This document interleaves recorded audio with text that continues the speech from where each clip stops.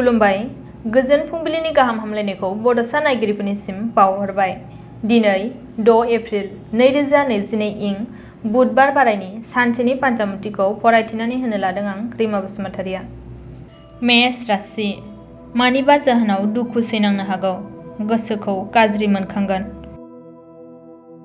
बृष राशि। माबाफोर मुवा बेसाद मोननो हागोन, गोजोनै सम बारहोनो हागोन। मिथुन राशि।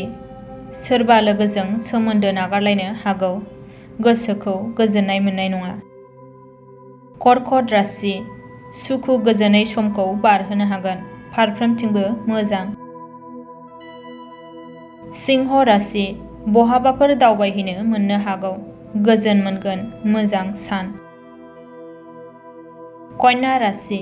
माखौबा लानानै नांलायनाय जानो हागौ, गोसो हमथानानै थानांगोन।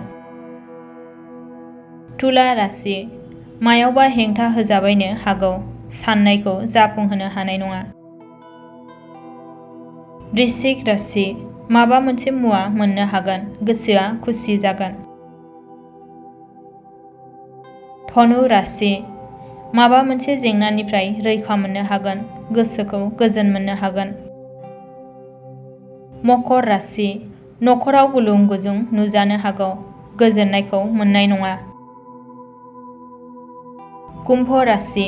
सोरनिबा दुखु गोनां खौरां खोनानो मोननो हागौ, गोसोखौ गाज्रि मोनखांगोन। मीन राशि। लोरबां देहानिफ्राय साबस्रांनाय फैगोन, देहाखौ लानानै गोजोननाय मोनगोन। दिनैनि पान्जामुथिया एसेनोसै, गोजोन्थों।